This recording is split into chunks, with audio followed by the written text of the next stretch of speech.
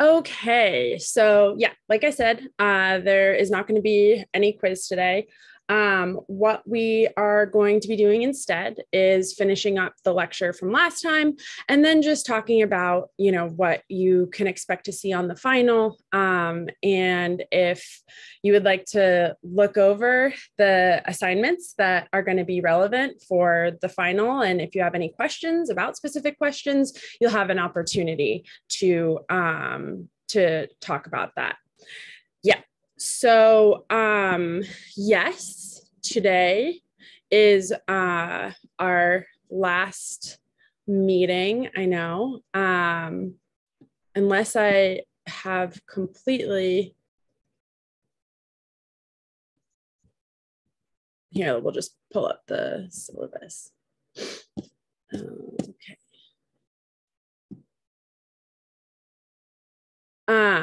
Yep.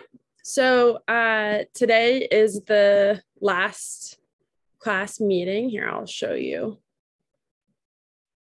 All right. So like I mentioned, the 8 maxims for making a difference reading was canceled. I mentioned that last week.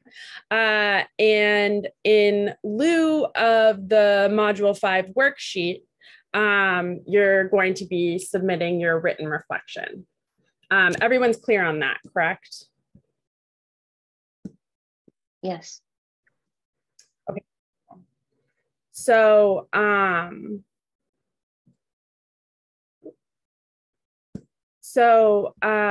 yeah, so the final exam is going to be distributed this coming Friday, May 19th.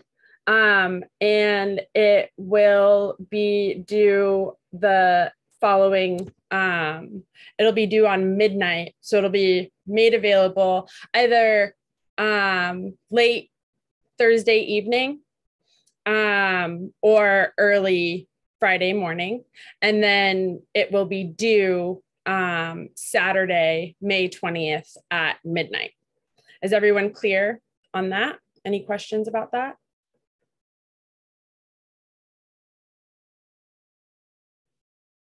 No, we're good. Yes. Professor, I'm sorry. Oh, please, yeah. Is it like the midterm that we could use like stuff that we've written, just like copy paste stuff? Yeah. Provided that you didn't receive any comments on that. Yeah, we got to fix the comments. I know. We Yeah. And keeping an eye out. There could be, I think this happened on the midterm, there's 1 or 2 questions where they were slightly different than what you saw on a worksheet. So you want to be sure to read the questions carefully. I'm sure everybody remembers. Emer was talking about our meeting a few meetings ago when we had the guest lecture. They were talking about how important it is, right, to read the questions, make sure what's being asked. So yeah, you're welcome to copy and paste, provided that the question's identical to the question you saw on a previous assignment and you didn't receive any comments on that answer. So essentially I gave you the green light to go on that answer. Does anyone have any questions about that?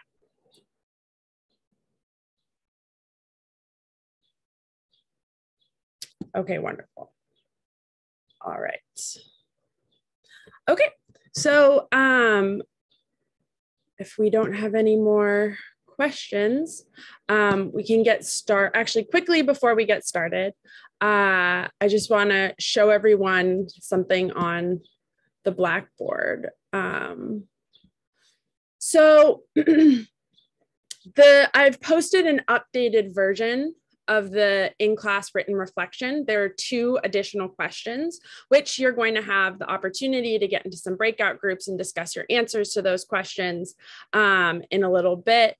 Or rather, you'll have some time to reflect and then get into breakout groups and discuss things. So be sure that the assignment you submit for the this one right here, the 5-6-5-13 in class written reflection, be sure that the document you submit you've answered 12 questions on it. So the original document had 10 questions. I've added 2 questions. You want to be sure to submit the assignment that has 12 questions on it. Are we all, everyone clear on that?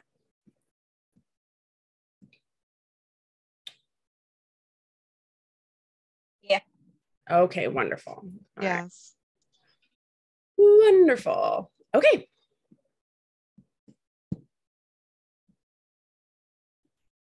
Oops. So let's get back to what we were talking about a little bit last week.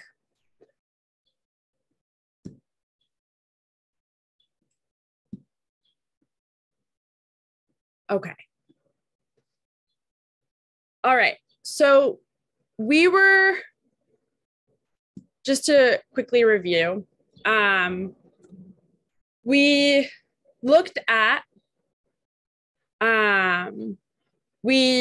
these questions surrounding, would a major news outlet describe something as cancel culture? We looked at several different stories that were in the news. And we talked about whether or not, which of those stories would have been described as cancel culture. And the main point I was trying to drive home there was that this is not always, because it's a vague term, it doesn't really identify a specific thing. People use it in so many different ways. But oftentimes in the media, like major news outlets, use the term in a kind of dismissive way to kind of write off the legitimacy of some kind of, whether it's choosing not to print books anymore, or people boycotting a company whose CEO said something that they found pretty egregious, something like this. But the term in general is used in engaging in a non-fruitful dialogue. It's used in this dismissive kind of derogatory way, in a similar way like we were talking about with the example of, like you have like boyfriend and girlfriend, and girlfriend says something like she's upset about something like this, and the guy responds, and her boyfriend responds like, oh, what is it, that time of the month again? Like, it's this way to just sort of throw out something that somebody is saying, and that kind of behavior in conversation, a lot of times it doesn't come off as that like immediate obvious, like, wow, this person totally, short-circuited during maybe the ethical reasoning process. It sort of appears as though that person is maybe engaging in a debate, but they're not doing it in a fruitful way. They're not finding some kind of common ground to identify, the thing that their girlfriend is upset about. And they're not really like getting down to anything that's productive in the relationship, right? So, the thinking there when we were talking about cancel culture and the way that term often gets used in specific contexts, like by like major news outlets describing some kind of pushback on some kind of behavior or action. That is something that is focused on when that kind of language gets used, that the person using it, or like the journalist maybe using that term, is going in for a quick kill, right? Like they're just trying to really, they can take up a lot of space talking a lot about like how this problem with cancel culture has gone out of control and you can't say anything anymore, right? They really polarize both sides of the dispute or of the debate, like on the one side, like, oh, this person was just, expressing their right to free speech, and, the other side that is saying that they, you know, they're like wanting to say, stop printing these particular Dr. Seuss books. That other side, like they're just, you know, they're out of control. They're stifling people's right to free speech. Like this is so ridiculous. They're overreacting. And then the other side, right, is digging in their heels further, like in order to defend the legitimacy, say, of like wanting to take certain books out of a school library. And it really makes it appear as though, you know, there's no, you know, either like you're going to be that, you know, free speech advocate, whatever, or you're going to be like that social justice warrior, you know, like ridiculous, overly sensitive person. Like there's no middle ground to be found, no common shared ideals, nothing like that. And it is also, you know, in particular, like when we're talking about printing books, and we're talking about, you know, taking books out of like a public school library, something like this, in leaning into this notion of like, well, you know, we got to like protect the right to free speech or whatever, you're kind of exploiting this like weird feature. It's not really, you know, when we really think about what free speech is and that sort of thing, making that claim to like, or advocating to take out books that, you know, have pretty horrible depictions of certain races in it. Like, you know, technically, yeah, that is something that, you know, you might think of as trying to like hinder someone's freedom of expression. But if you really think about what's happening there, you know, we want to place some limitations on free speech. In fact, our government, the Supreme Court has definitely placed some limitations on free speech. So that's not really what's happening here. But in making that kind of claim, something that has a lot of, gets some of the public riled up and angry, right? Like you can kind of exploit that kind of that opening or that weakness in the argument for taking those Dr. Seuss books out of the public library. And, you know, especially like these like quick, fast little terms, these little jabs really are going in for the kill. So overall, when that term gets used in that way, the person's not looking to really engage, examine what's going on here, thinking about, wow, you know, like, does this kids being exposed to this book, like, is that something that's damaging for them?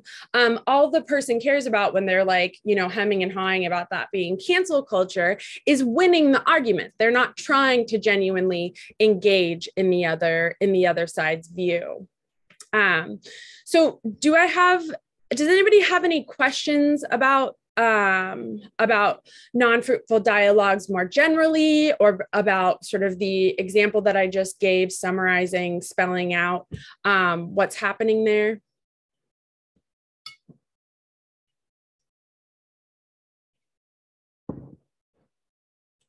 Okay.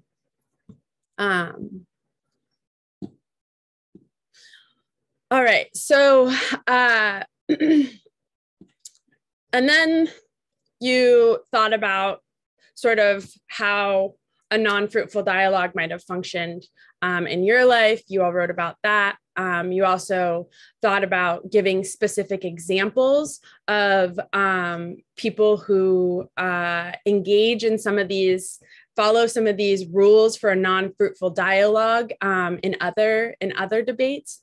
And then from there, we talked about fruitful dialogue. We're moving now into the rules for a fruitful dialogue. And one of the fundamental concepts belonging to that idea of a one moment. Maria. Okay, so Maria asked an excellent question in the chat box. Does having a fruitless debate or following the rules for a fruitless dialogue connect to short circuits? So does anybody have any thoughts on that? Like, you don't even have to give a straightforward answer to it. Like, does anybody want to say maybe they think it does? Maybe. Yeah, Shaneely.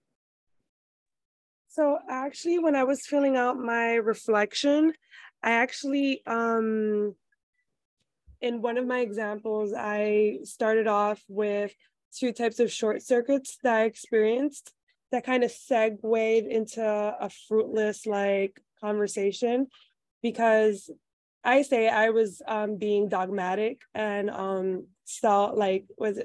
offhand self-justified, which then led to me let me I'm like trying to go back to the fruitless because I know it wasn't taking up space. Okay, so which led me to exploiting the weaknesses and openings of a person, and because I just didn't want to listen to them, so I just went for I went for their for certain attributes, let's say, or lack of attributes. Can you explain what would you mind explaining like specifically what happened in the dialogue? Okay, so the example was me and my husband, and I always like jokingly say like he's like politically agnostic, while I tend to be a little bit more passionate. And so we were kind of talking about politics, and it wasn't going the way that I kind of wanted it to go. And so I'm like, what I said, and I am very, very, very ashamed to admit that I said this, but I go, well, this is like what I'm studying. And I was kind of insinuating I had more so of an authority, which is not true. I just kind of wanted to, go for the quick kill.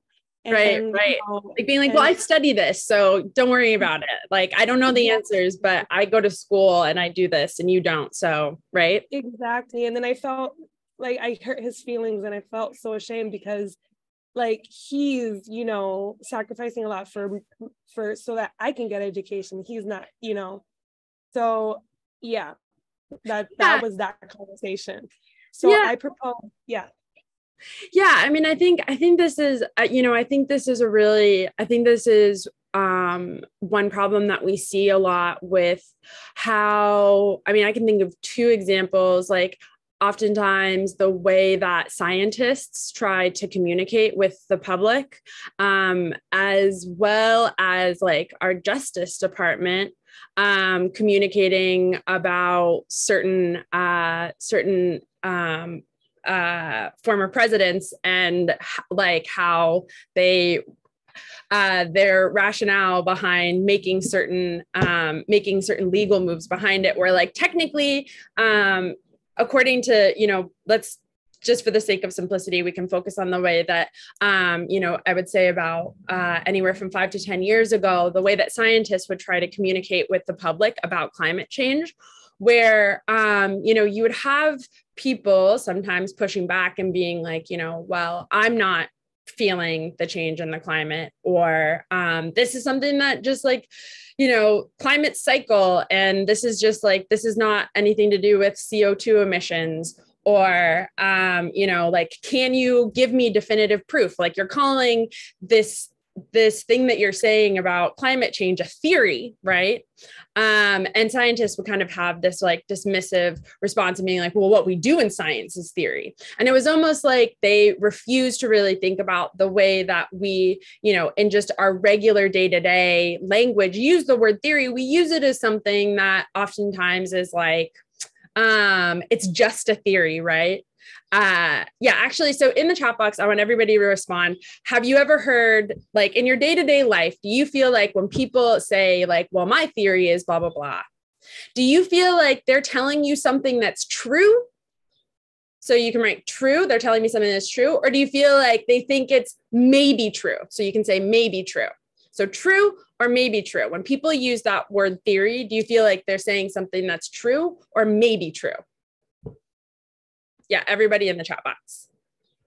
Maybe true. Yeah, right? And so, excellent. So scientists use it in a way where, so Shanili, yes, that's spot on. So it's something that, in literally in theory, it's like you're proposing something that you feel like you have good reason to propose.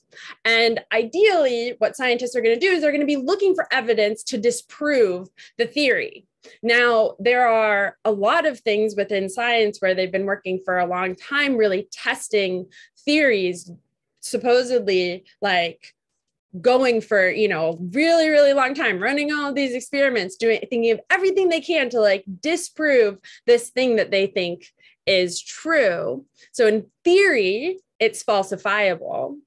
But the longer they go and the more experiments they do and the harder time they have showing that it's false, anything disproves it.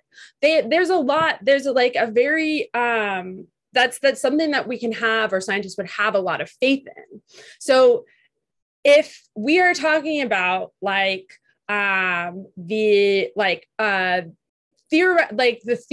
like Newton's theory of gravity, right? Or gravity, sorry.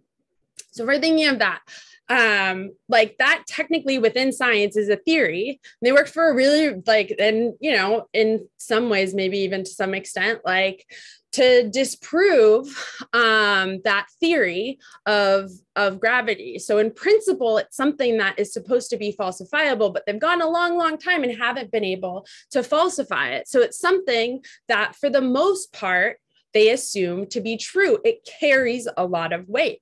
Now, if you're trying to engage with the public and you're just going, well, stupid public doesn't understand science and how we actually go about, trying to disprove our theories, and you insist on using that word, and then you have people pushing back on you. And the response from the scientific community, if the response is like, well, that's not how we use the word theory, it's a theory, but this is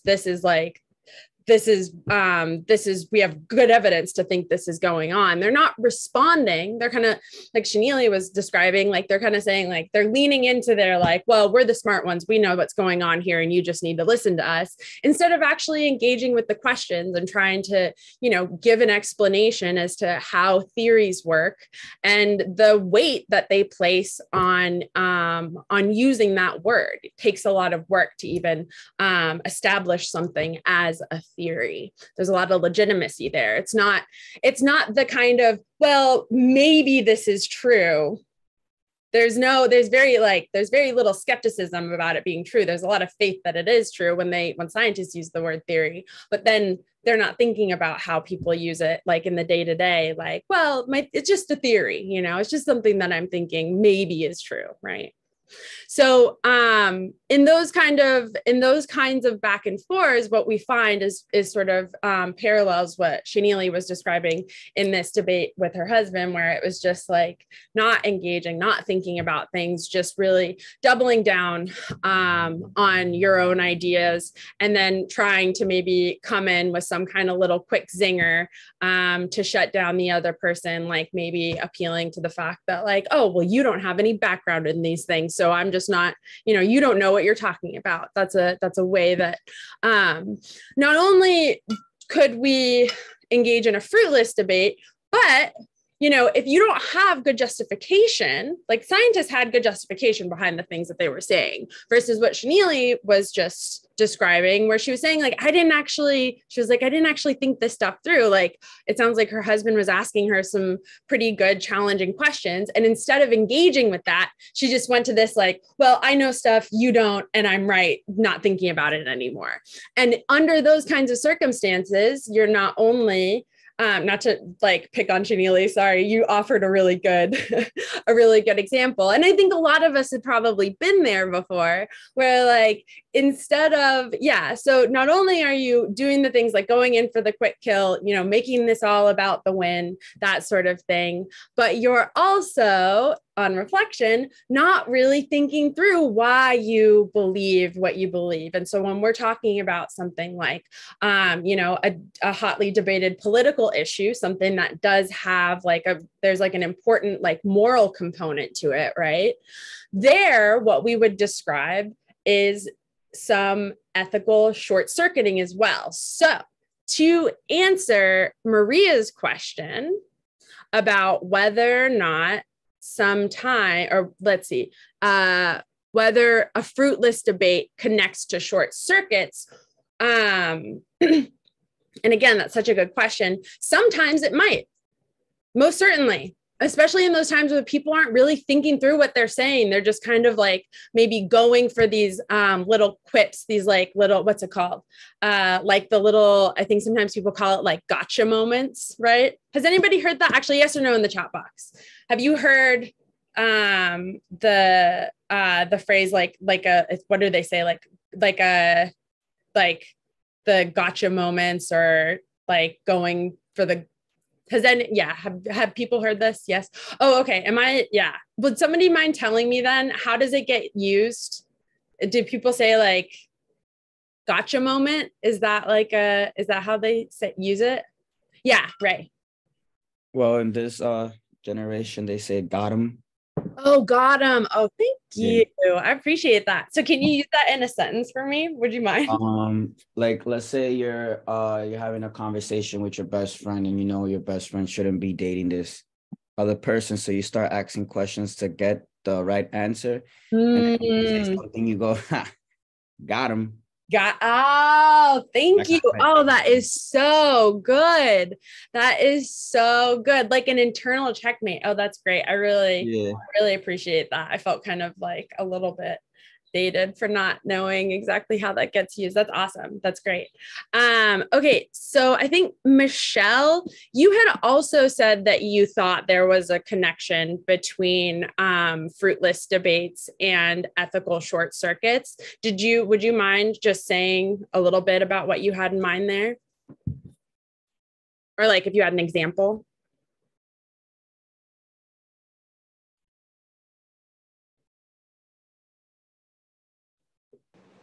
I don't know if you could hear me. Oh, I can hear you now. Okay, because I had troubles with my mic on my last class, so I wasn't sure. Oh no, this is great. I can hear you. Yeah, when I saw what Maria said, I was like, this sounds familiar to me. I was like, this reminds me of the short circuits, and like it reminded me of all what Shanili said, like the dogmatism and the self-justification and all of them that we would just learn through our course.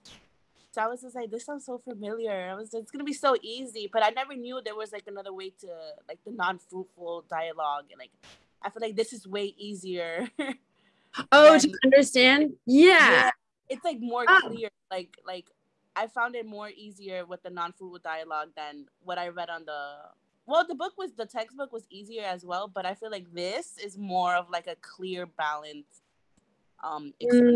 understanding.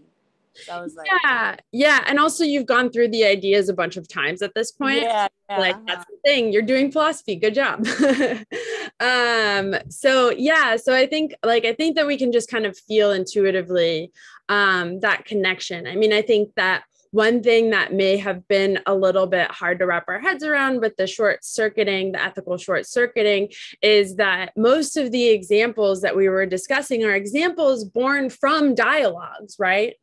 So, sort of like when we're talking about ethical short circuiting, we'll look at a conversation between two people, but then we sort of zoom in on what's happening inside of the head of one person in that debate. But that can sometimes be hard to explain, because maybe there's something that the other person is doing well as well. And then you're like, wait, who am I talking about? Is it ethical short circuiting together? Is it individually? And the answer is it's something. Ethical short circuiting happens on an individual level. Just because one person is ethically short circuiting doesn't necessarily mean the other person in the dialogue is. However, in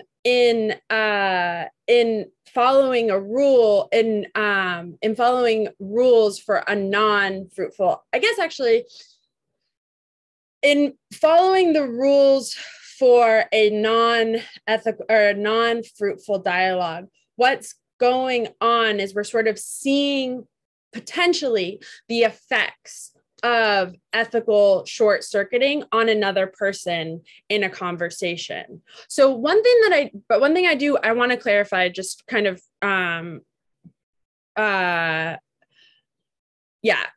one thing that I want to clarify on this point is, unfortunately, someone could follow the rules for a non-fruitful dialogue without short circuiting ethically. Okay, so I'm going to say that again because this is really important.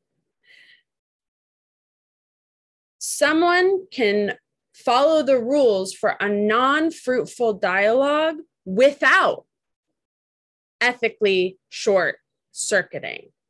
They might fully understand what the other person is trying to say, as well as their own position on the matter. They might know that they're not holding a very strong argument. They're not making a strong argument, but then they go in these sneaky little ways, like maybe a quick jab, like a little, they know they're following the script to get to the got him at the end, right? And they're fully aware that they're doing that the whole time. So it's kind of, when we're imagining this person, it's kind of a little bit messed up, right? It's a little bit malicious. But because I get the sense that people kind of have the right feelings about this stuff. So does anybody have an example where, and you don't have to explain it in significant detail. You can just explain, what happened in the conversation. But this would be an example where you feel like somebody was shutting you down or shutting somebody else down. And they knew exactly what they were doing. They weren't they were thinking it through. They were just going in for the win, going in for the quick kill, maybe. Does anybody have an example like that? I would think somebody has an example like that.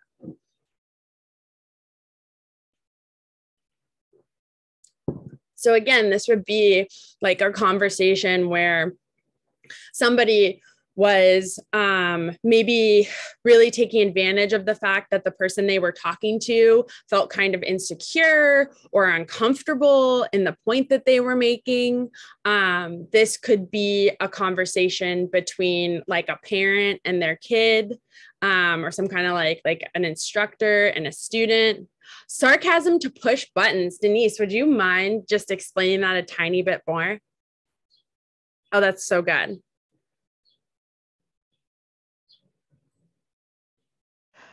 Oh, I knew you were going to pick that one. Oh, it's good. I am personally guilty of this.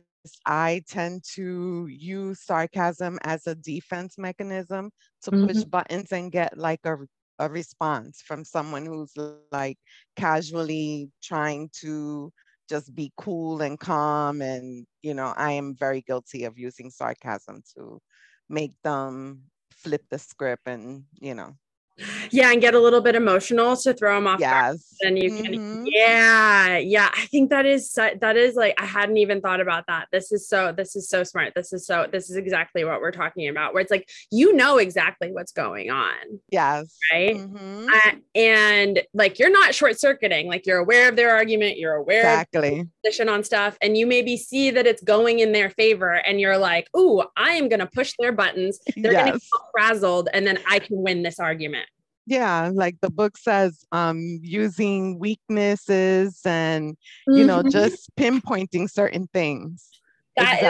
That is so good. That is so good. So anybody who is having trouble answering this last question, this one here about giving an example of someone who exploits weaknesses and openings in a debate, if you are having trouble answering that one, I strongly suggest this sarcasm example, using sarcasm, saying something that is going to really frazzle a person. So then you can slide in for the win sort of thing. That's so brilliant. Yeah, that's great. Thank you. Oh, that's so good. That's on point. That's exactly the sort of thing we're talking about here. Yeah, Victoria.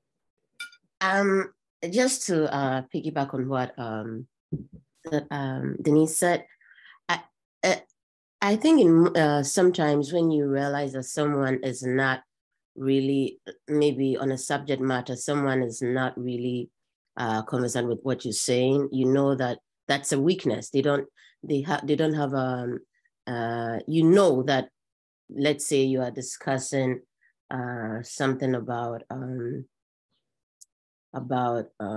everyday life, and then that person is clueless. That they don't know, and then you try to you use that to drive home your point. Because I've had situations where, I want to give that person maybe they have low literacy levels, or they don't have any understanding, but then you try to use that to your advantage.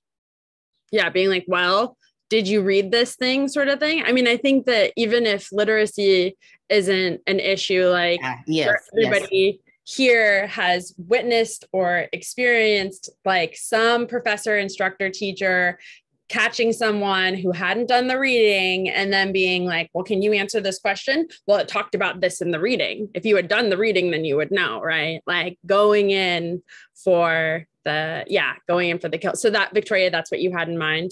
Yes. Yeah. I'm just making a note of something. And I think naturally we do some of these things without even thinking about it. Yeah. We are having this conversation. It's like I'm thinking back and I'm like, okay, so I'm guilty of some of these things, because like you notice that you've done it before, but you didn't even realize that, you were polarizing or exploiting someone. Yeah. So it's really it's really eye-opening for me. Yeah, I mean, I think, and this actually brings us back around to having a fruitful dialogue. I think one really important thing to bear in mind about what is involved with the ethical reasoning process and what is involved when we engage in fruitful debates with other people is a huge amount of cognitive brain energy. Like I know for a fact, everyone here has done sweated over certain questions, thinking through things, like going like that feeling that you get where you're kind of like scrunching up your head and being like, wait, this idea, you meant this thing here, the book's talking about this thing here, what kind of I think I understand this idea, but I need to give an example of it, like that, like when you're like feeling that kind of tension in your head, like that's a very visceral sort of experience of exerting a lot of cognitive energy, right? Like you have to focus, breathe, take time, think it through, all that stuff. Now, let's think about, what we're doing in our regular day-to-day lives. Like I know for a fact, a lot of people here are like working, taking care of kids, going, doing school full time on top of that, or just even doing school full time on its own, taking challenging classes, these sort of things. Like we are working hard and working a lot throughout the day, right?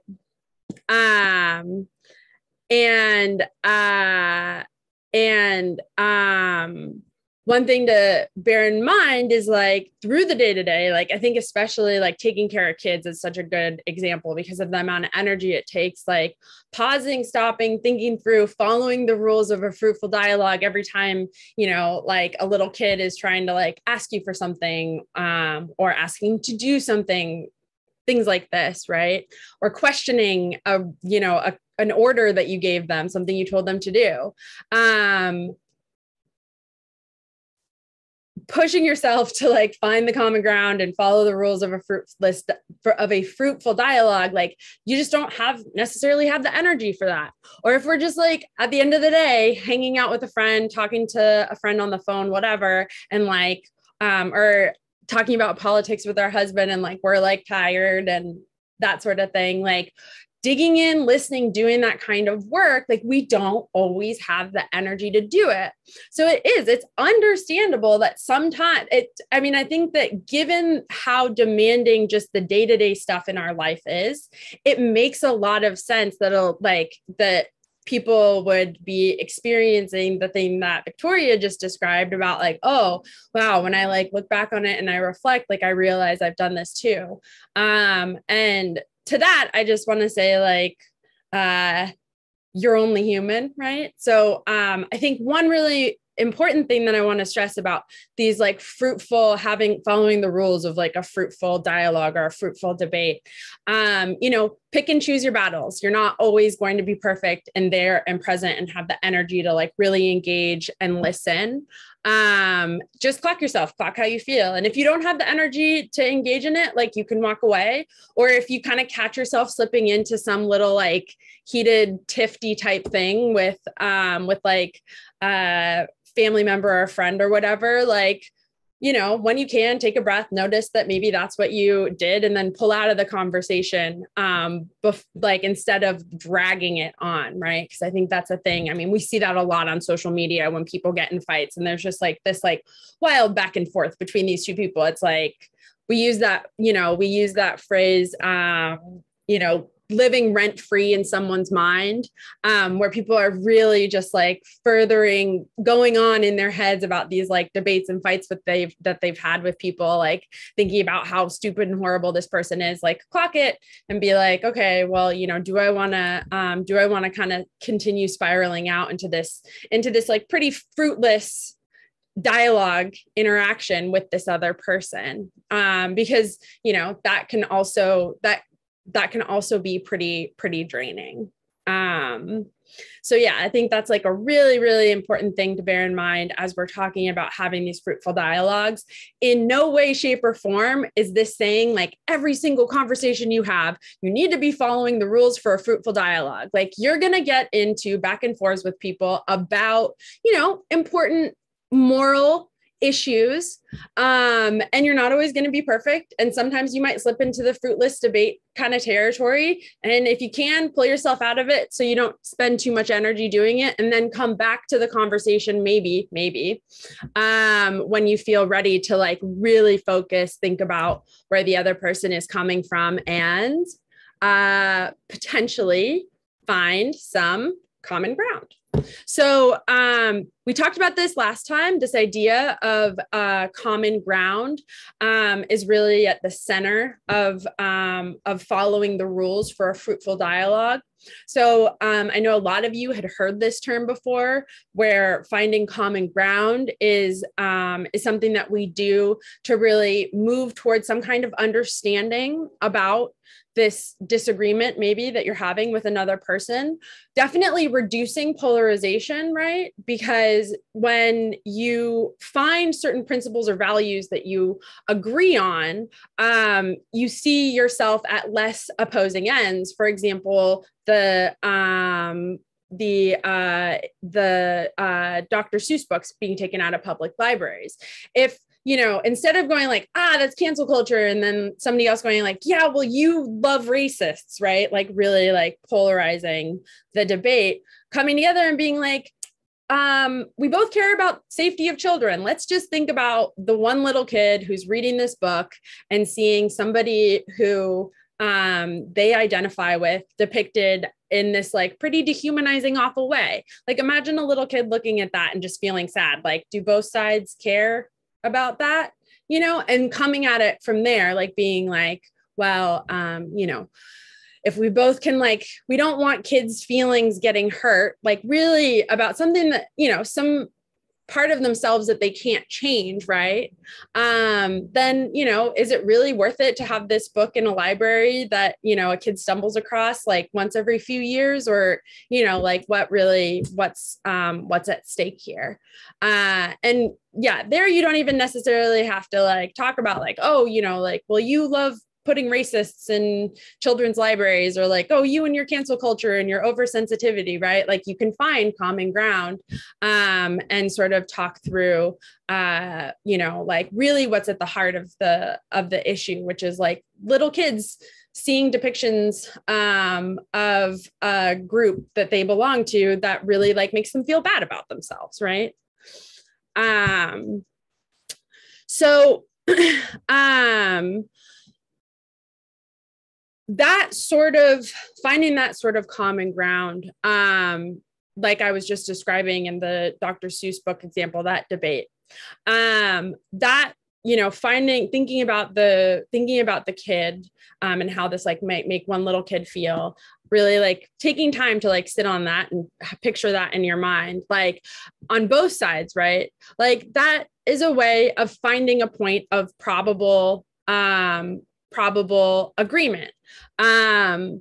And, we could think of other sort of, or rather, in finding that point of probable agreement, like the person who's wanting to dismiss that, write that off as like cancel culture, they might see that, there's something a lot more complex going on in the person's argument that's saying like, let's take Mulberry Street out of a public library, or like Dr. Seuss, the Dr. Seuss publishing company saying, you know what, we're not going to keep publishing this book and distributing it anymore. Like you're realizing that like, no, this isn't about stifling someone's right to free speech, right? First and foremost, the Dr. Seuss isn't alive anymore. So, but like, you're also like seeing like that, the opposing side is saying like, oh, wow, like this isn't just about you calling me like a racist. This is actually like, this is more complicated than that.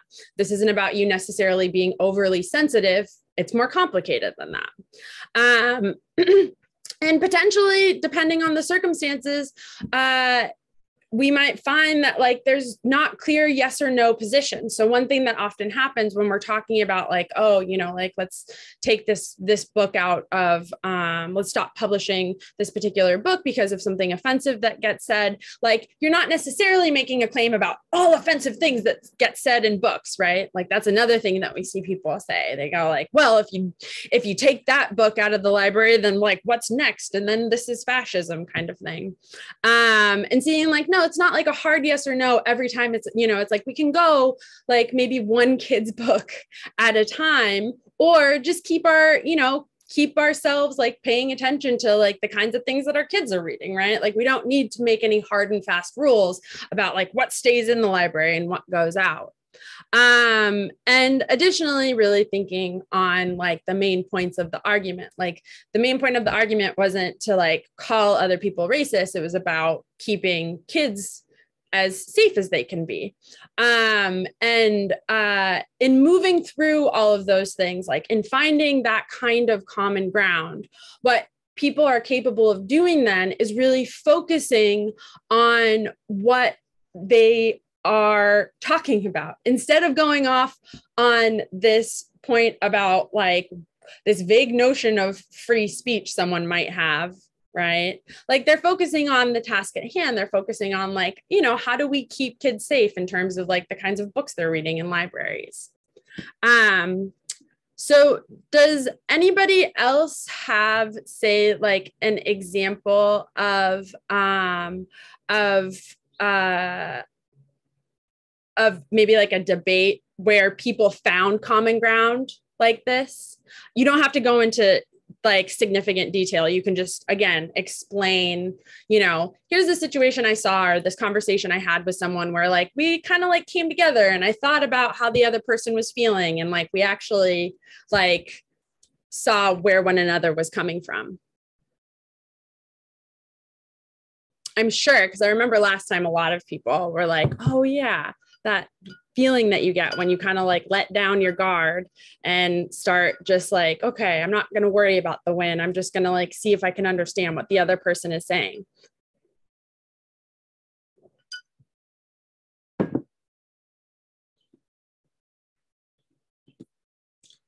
I am certain someone here.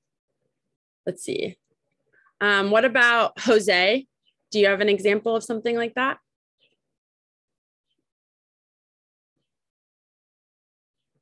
Either you or something you witnessed, like people backing down and going like, oh, let me see if I can see it from your perspective. Yeah, Oh, was this right? Who is this? This was Victoria. Oh, okay. We'll just, Victoria, we'll go to you in just a second. But... Oh, no, that's one. No, I want, no. Oh, did you have a question? It's fine. It's okay. Let's see. I just want to check. So Jose, can you think of an example of this?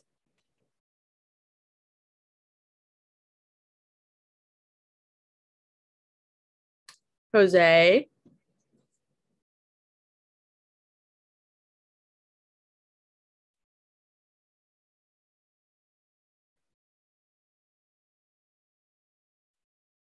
Okay. Yeah, Victoria, do you want to give your example? Yeah, but okay, so I know when it comes to certain issues or conversations around end of life decisions that people have to make, it becomes so I've had instances where we talk about euthanasia and how people want to go, I say how people want to go home, and then you realize that there's one side who because of their belief systems are not in favor of someone wanting to go a certain way.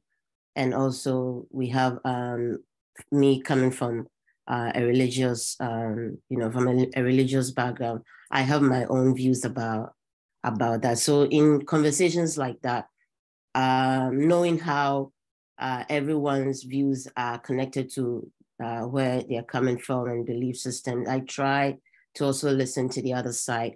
Why would someone want to go a certain way? Why would someone have anything against another person deciding that I want to be cremated and stuff? Yeah, so it's like you have to listen to what the other person who believes in euthanasia is saying, and you also have to think about the other person from a religious standpoint. At the end of the day, it's the decision of the person who wants to either do euthanasia, or it's their decision, and dragging it, it becomes fruitless when you are not. I don't know what to say, but.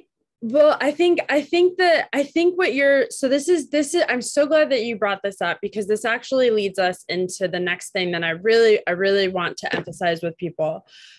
Sometimes recognizing that you just simply are not going to see eye to eye, like identifying maybe like these specific differences, like Victoria was talking about, these differences in values, and being like, you know what, we're actually not going to go anywhere. And like, I understand how this person feels. I understand how I feel. And like, we're just not going to come to an agreement. And I think that, the most productive thing we can do is just end on a like, well, we're not going to be seeing this in the same way. That actually, thinking about things, like not feeling that anger and like that drive to go in and get the win in the debate, that kind of taking a breath, taking a step back, being like, you know what, we just really have different opinions about this, or different belief systems relating to it.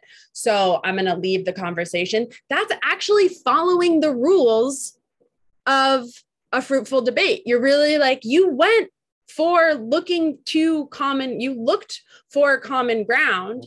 And I mean, I think maybe the common ground that you might actually end up finding is like, hey, we both agree that we have these different belief systems and we're not going to see eye to eye. You found that common ground. You've thought through, there was no ethical short circuiting either. Like, you're really thinking through, you understand the other person's position, and you ended up choosing to walk away. The point here is, and this is a very important one when it comes to following the rules for a fruitful dialogue and finding common ground, is that there's not always going to be a solution to a debate. There's not always going to be, there's not always a potential for people to walk away from the conversation going like, oh, I learned a little bit from that person that I hadn't thought about in that way before. And now I've kind of shifted my position, and we both came to an agreement about how, what should be done under these circumstances. You might walk away still both holding the beliefs that you had going into the conversation, but what you achieved was mutually recognizing like, wow, what we believe makes it so it's incompatible. Like, we're not going to find that, that solution for this situation. And we're not going to agree on, to what extent it's okay for somebody to choose to end their life, that sort of thing. So this sort of stretches our minds to Caden, just one second. This is going to stretch our minds a little bit in terms of how we think of the common ground. Because I think that one thing, especially I saw come out when we were talking about dogmatism quite a bit, was this idea that like, anytime we're holding on to our beliefs, especially when those beliefs are justified, there's arguments that you have to hold those beliefs, you are not short-circuiting due to dogmatism. And similarly or relatedly, you're not necessarily, just because you're holding on to that doesn't mean that you're engaging in a fruitless dialogue. So that's, yeah, and we'll talk about that a little bit more in just a second. But before we go on, Kaden, yes, you had a question. You see how this says like limitations to common ground, but is it common ground if you know you're absolutely right and the other person's an idiot, and you just kind of say, yeah, you kind of have a point, and he'll say, yeah, you kind of have a point, and you just drop it, but in reality, you're absolutely right and they're idiots? Well, I mean, so I like, I understand what you're saying when you're, because I think like I'm like, I know you at this point, and I know that you're using this term, like this person's an idiot, as shorthand for a full argument that I know is sitting in your head right now about like why this person is wrong, right? Yeah, 100%. That is much different than a lot of other people that'll just be like, oh, this person's an idiot, they just don't get it, right? So I just want to clarify this for the rest of just to like translate a little bit, in case anybody doesn't know what's happening in Kaden's head. Like, there is a full argument happening there. And yeah, I think that, you know, you got a point. Yeah, you got a point. Like, let's cut our losses. Instead of somebody just pushing, railing on the other side, trying to like, you know, shut that person down, go for the win, like both people agreeing to walk away from the conversation. Like, that is, you know, it's like not the warm, fuzzy, happy common ground that I think, you know, a lot of people would hope to have when you're in disagreement with someone. But that is still finding common ground, cutting your losses, being like, we're not going to dedicate any more energy to this. Like, that's a totally legitimate thing to do. And I think in particular, the kind of thing that you're describing, where if you know the other person is being an idiot insofar as like they're holding on to like maybe like some messed up beliefs about certain oppressed groups, or refusing to see things from your perspective.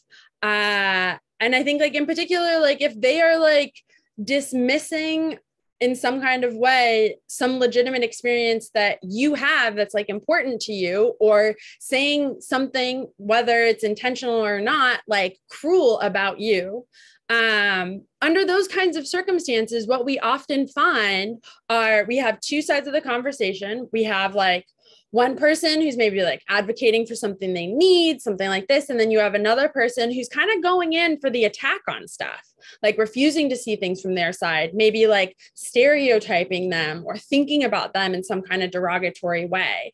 And the person on the other side, if, like, especially when they know that they are right, choosing to walk away from the conversation is something that they might do in order to protect their well-being and safety.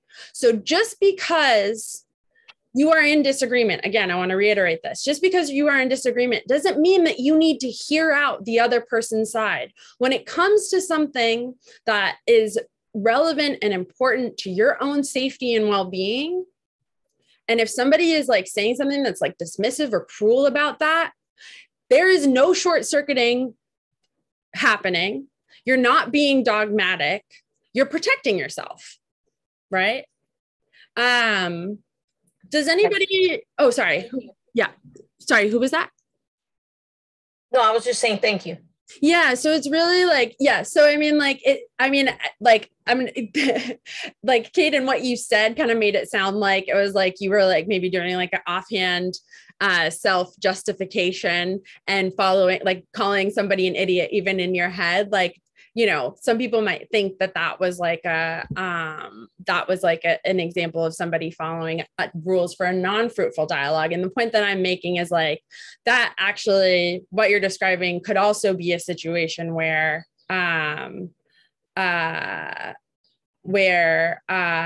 someone is protecting themselves. Like there were a lot of examples I got way back when on the first second module worksheet, when I was asking for those examples of dogma, or when people gave examples of like dogmatic short circuiting, there were several instances where people talked about how like they felt that people should have access to abortion, and the person that they spoke to was saying that they shouldn't.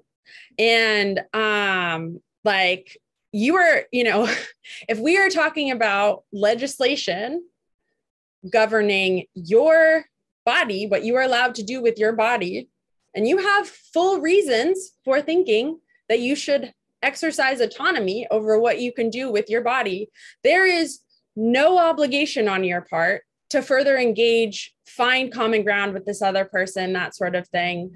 And you're most certainly not ethically short-circuiting when you're saying like, no, I'm not going to hear out this other side because we're talking about something that affects my body. And in order for me to protect my safety and well-being, I'm not going to engage with somebody who is saying like, ultimately they think that right should be taken away. So does anybody have any questions? Maybe it doesn't necessarily have to be about abortion, but does anybody have any questions about like drawing this line between being dogmatic and protecting your safety and well-being? Okay. Because as you're going to see in just a moment, does anybody have another example maybe of an instance where someone walks away from a conversation in order to protect their safety and well-being?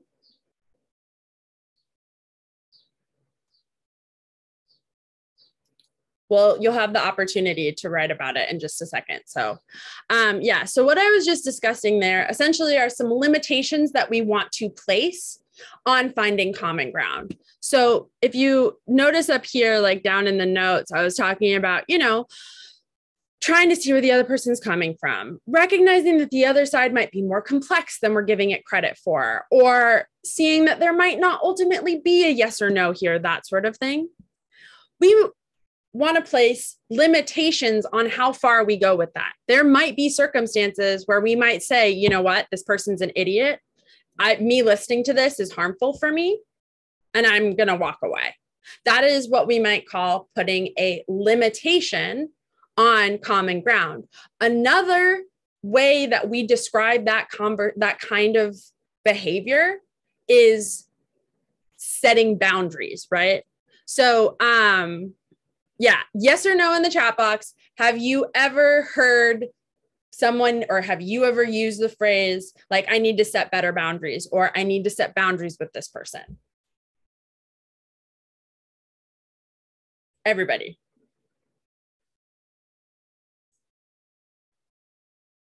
Great. All right. Somebody give me an example since. Laisa, yeah. Hi, Professor. So I have an example.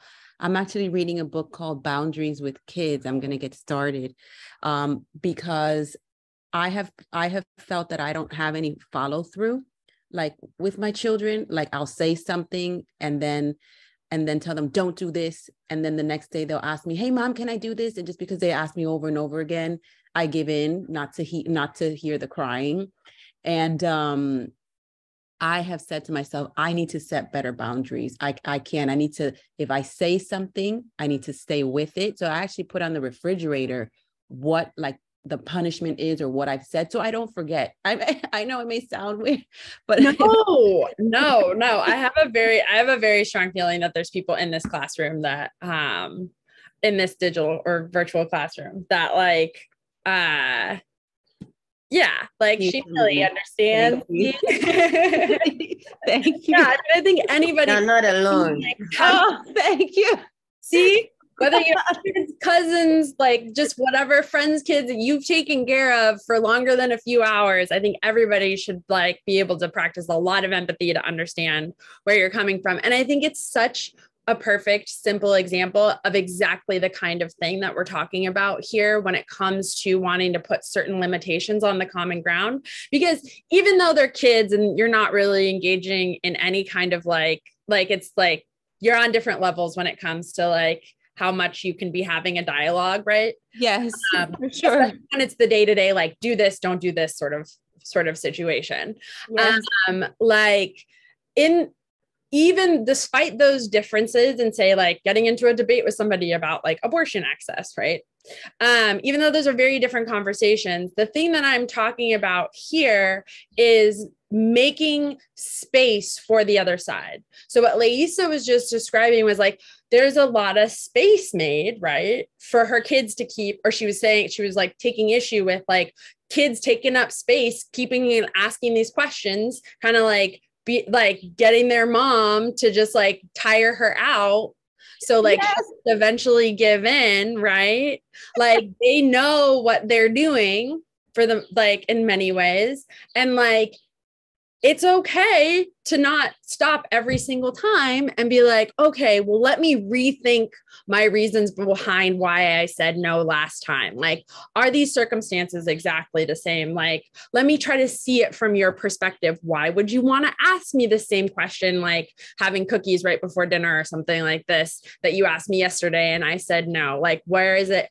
All that energy, all that space being made, setting boundaries and saying like, no, I said no last time. I explained it. You can like reference back to my reasons for why I said no last time. Like, do not ask me that question again, sort of thing. Like setting those boundaries. And when those boundaries are violated, saying, nope, that's it. We're ending the conversation.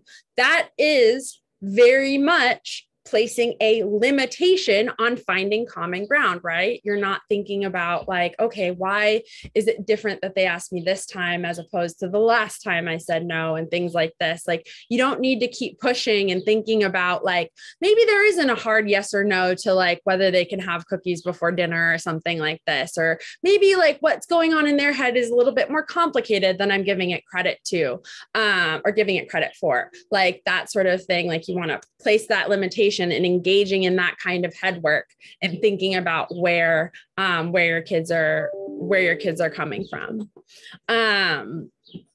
So now that's one thing when it comes to child care, but then when we're thinking about harder conversations that we're having, like things connected with more contentious, like contemporary moral issues, right? Really checking in with yourself and thinking about, like what your stakes are in the conversation. And, whether the stakes are high enough to where like there's something going on, there's some implication of the argument that affects, your own well-being sort of thing. So under those kinds of circumstances, when you clock that is happening in a debate with a person, that's when you maybe want to like check in and be like, all right, do I need to set some boundaries here? Like, how far am I willing to go to try to see things from another person's perspective?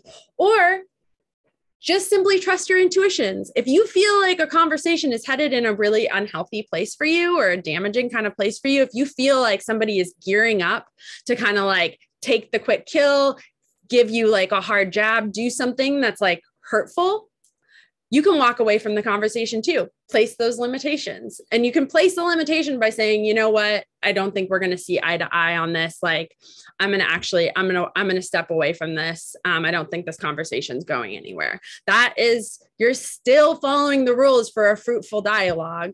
You're just not choosing to really think about what's happening in the other person's head anymore, because on some level you've understood that it's not going in a place that's good or healthy for you. So trust those intuitions is a big thing that I want to emphasize, because to the second point, looking for common ground does not mean someone is immune from critique or accountability.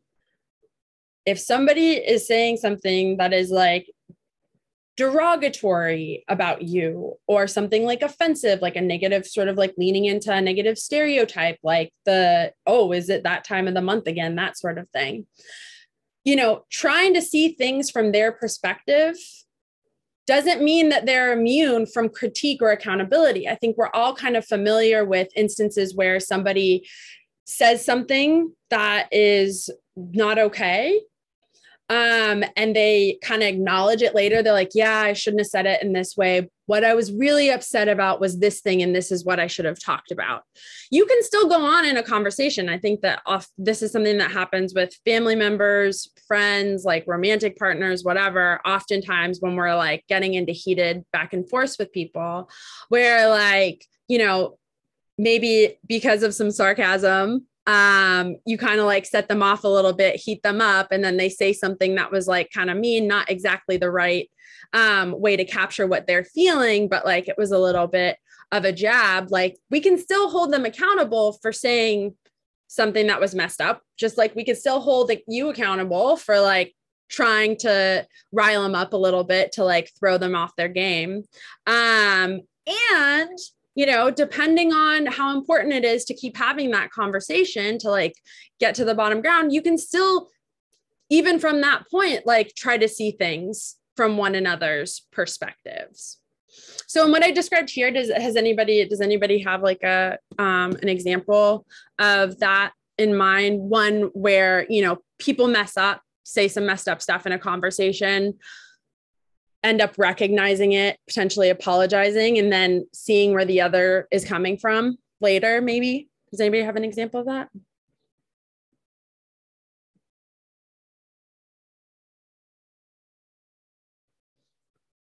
It can be something as simple as like insulting someone. Okay. Well, so now what we're going to do is, if you had something in mind and you weren't totally sure about it, here are these are the two questions that were added to the in-class written reflection. So I will give everyone, let's see, we'll come back in, oh, my apologies. This is hold on one second. That was not the question that should have come up there. Just one moment. If you want to start thinking about the first one, I just need to edit that really quickly.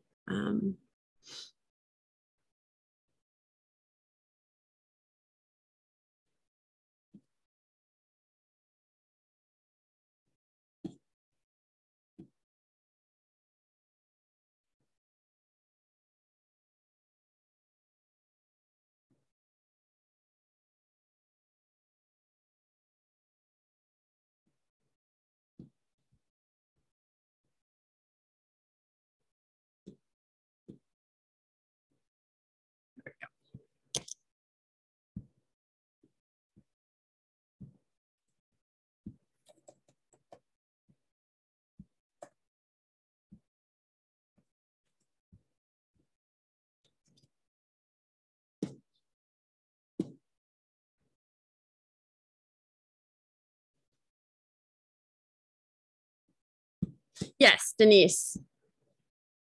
So I just want to make sure, like what you were just talking about, would the Will Smith, Chris Rock situation be an example of that? Well, there's like an action and then coming back and apologizing.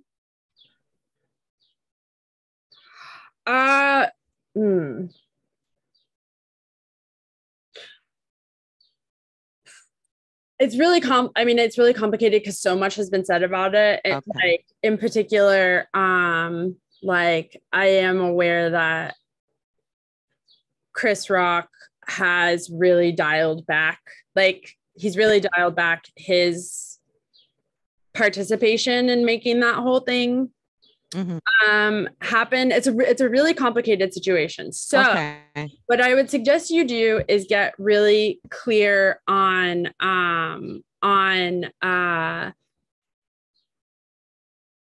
how you understand what happened, or just like be sure to lay out the facts of what you think happened. Okay. And you can explain it from there. So even if like there's other things that happen, just as long as you don't essentially say like, oh yeah, like as long as you say like, as far as I know, like Chris Rock apologized for this, and then Will Smith apologized for this, and this is how they sort of like came together and had eye on things. Great.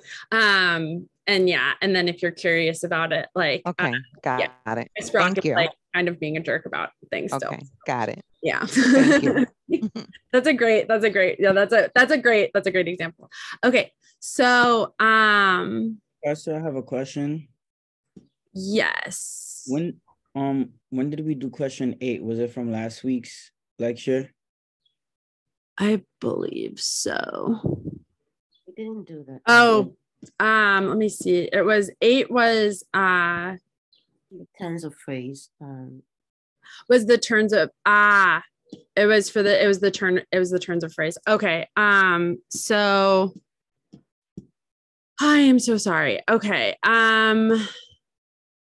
I just need to, so this one should be those are 9, 10. Yeah, so we're going to do these slightly out of order. I know it's a little bit confusing, but really all it is just trying to get to match the pace of the class along with the worksheet. So yeah, you'll have to go a little bit out of order. So we're going to come back to 8. We're going to do 9, and let me see. Let's see, 9. Are they set up like this in the PowerPoint? Like you fixed it in order the way we're doing it now in the PowerPoint? Yeah, so here, let's do this. This will hopefully make everybody's lives easier. So now we're gonna do, oh, oops, dang it. My laptop screen is just not big enough.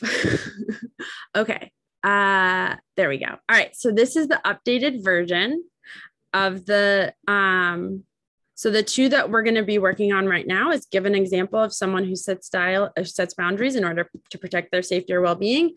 And then what are the limitations of finding common ground?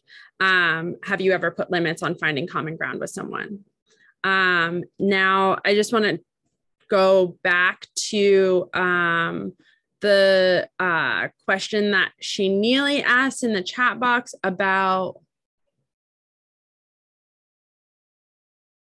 Right. So Shanili, that was an error that I made on the PowerPoint. Yeah, you got it. Okay, cool. Got you. Great. Okay. So this is the highlighted questions are the ones that you're going to work on.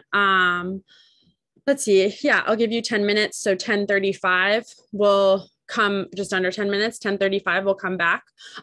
Before we get started, does anybody have any questions about which specific questions you should be answering in your reflection right now?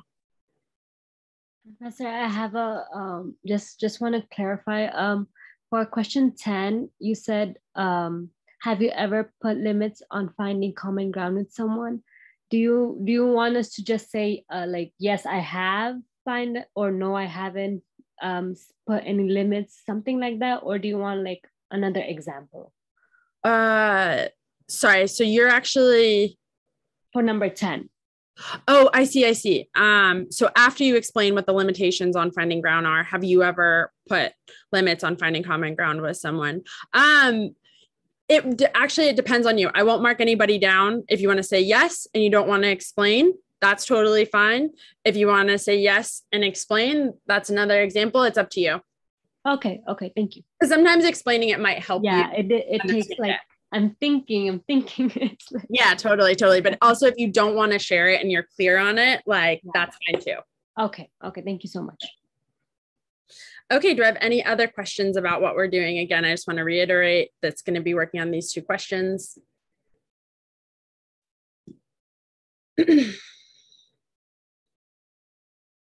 Okay, so I am going to turn my mic off and my video off. If you have any questions, you can ask me in the chat box. We'll come back in I'll check in 7 minutes at 10:35. And if you all need more time, then we'll do some more time.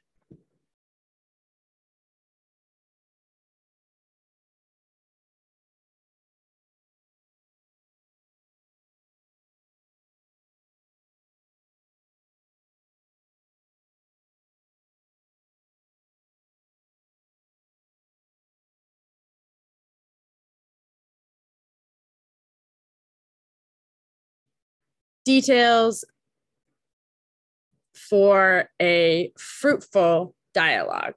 Okay. So again, this is something that like we talked about last time. And I think that something that seemed to really resonate with a lot of you about this was remembering moments where you felt really amped up about something, like really like, no, this person has to absolutely be wrong. And then sort of taking a breath, being like, all right, so I'm going to like just try for a minute to see a little bit more about where they're coming from and kind of feeling good about that. Like being able to like refocus and then I would think that some of you have also had situations where that sort of maybe triggers the other person into doing the same thing. And all of a sudden you walk away being like, wow, I hadn't actually really thought about everything that was going on for that person. And like, I see now where they're coming from, and just overall feeling better about that, that kind of interaction. And that happening after you, or rather sort of letting go of that, like, I need to just like win this fight. Right. And then starting to do things like, okay, let me slow down. Let me actually listen to what they're saying. Right. Like, are they actually, I'm feeling attacked right now, but are they actually attacking me? Like, what is it that they're, you know, like, what is it that they are, that they're trying to say, or what are the things that are like of concern for them and they're trying to point out. And then, you know, checking in and seeing like, okay, well, you know, I thought that you were just telling me that I'm this horrible person, but really what you're saying is like, I don't like it when people in general do this sort of thing, right? Like that's a much different, a personal attack versus a like, oh, somebody's maybe trying to set boundaries with you. Like those are two different things. And in that process, like finding that common ground, that complex idea that we were talking about just a second ago. And, you know, giving the other side, hopefully they're doing this for you too, like an opportunity to sort of maybe clarify a point that they were making. So maybe they said something not in the best way, but prompting them with the opportunity to sort of shift their language or dial back something they've said or clarify a point they've made. Yeah, Lisa. Hi, Professor. I just wanted to state like the point that I made to see if it can be like a reference. For question 9, in terms of the fruitful dialogue, like I use divorce as an example, or like a breakup as an example. Okay. Yeah. So I do, just because we, let's see, I don't, so yeah, I want you to just, I know it's hard and I really want to hear what you have to say, but just for the sake of time and getting through everything we're going to get through today, I am going to actually have us move on. So just write what you think. And no, I know. I was just asking if that would be like an example for what you're speaking about in terms of slow down and connect and, you know, my apologies.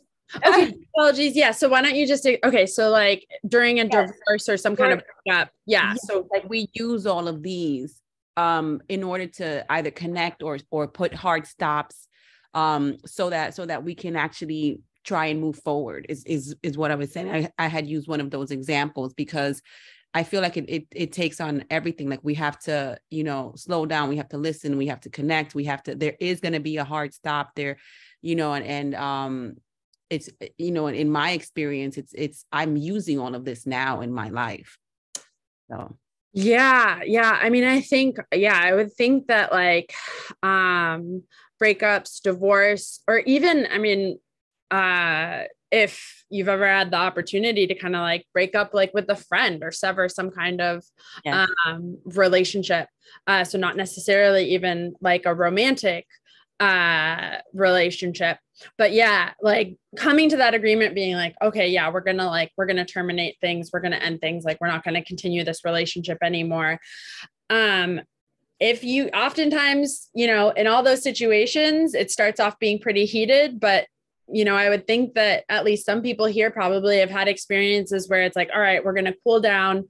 We're going to think about what's going on here. We're still going to break up. Or we're not going to be friends anymore, but we're just going to see like where things fell apart. Like when I did this thing to you, it really hurt you.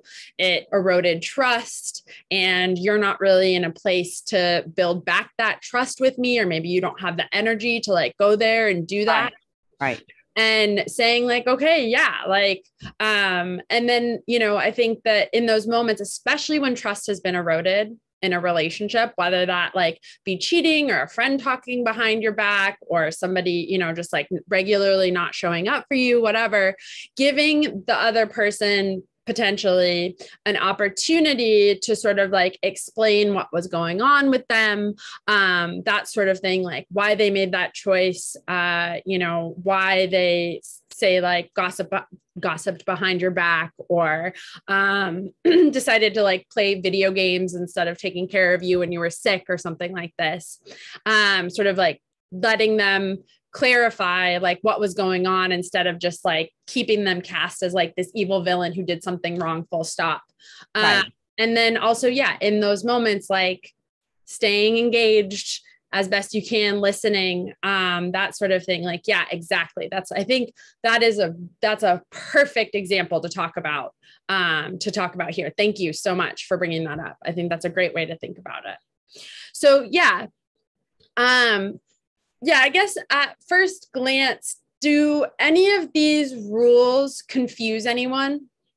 Like, are you like, what does this mean? Like welcoming openings and opportunities? Professor. Yeah. I'm sorry for going backwards, but in number 8, it says for each rule for a fruitful dialogue, identify 2 turn of phrases. What's that? Yeah. So that was the thing that I unfortunately, I messed up the order of the questions. We're about to do that one right now. So you're going to go back. Cool. Got it. Okay, cool. Yeah, that's actually, that's perfect. And listen, I think these rules are straightforward. The hard work is coming up with the examples and seeing how it plays out in action. So this is what we are going to be working on for the next 20 minutes or so. I'm going to put you into breakout groups where you come up with what we'll call turns of phrase that bolster the rules for a fruitful dialogue. These are essentially things that you can say, little phrases you can say that that kind of pull in certain rules that like maybe redirect what might be like a tense or non-fruitful interaction and shift gears, that like things, essentially these are things that you can say that can like help, yourself and another person or 2 people in a conversation slow down and listen to each other. Things that you can say or someone can say that help 2 sides of a disagreement connect with one another, find common ground with one another. Things that you can say that might welcome openings and opportunities. And finally, things that you can say, little sentence, like just short sentences, questions, potentially that help each side stay engaged, focused, clarifying, what it is actually going on in each person's head on each side of the debate. Shani Lee's getting ahead of it. I love it. Yes. That's great. Can you unpack that a little bit more? I'm unsure about what you mean. Or potentially, this is exactly the kind of thing, what Shani Lee wrote in the chat box is going to be exactly the kind of thing that you're going to be doing. So here's some examples to get you started. So this is like, can you unpack that for me a little bit more? I'm not totally sure what you meant. And a great way to really push that off is being like, okay, so I think what you're saying is this. Is that what you meant? Or did you mean something else? So I don't know if you all remember, but in the past, when it comes to like midterm questions or like questions on worksheets, I've said, yeah, you can totally email me with questions about a specific question, but at least first try to tell me what you think the answer is. So it's a similar sort of thing that we're doing. That's so we can have a fruitful interaction. So I can see, potentially what it is you might be confused about. And you're, making an effort to try and understand the content of, what you're supposed to be talking about in that particular question. So this is, so it's sort of a similar thing where, like, instead of asking a person that you're disagreeing with to do all the work and being like, oh, I don't understand, explain that to me, right? Like, you're saying, okay, let me do a little bit of work. Let's get this going. Let's like grease the wheels a little bit. I think what you're saying is this, like, is that right? Did I get it wrong? Giving the person an opportunity to kind of come in and be like, well, you're right. Like, I'm upset about this thing, but also, like, I was saying that this thing was really important and you didn't see that. So, like, really drawing out, not just like, explain that to me, I don't get it, but really giving an opportunity for more conversation to be had. And then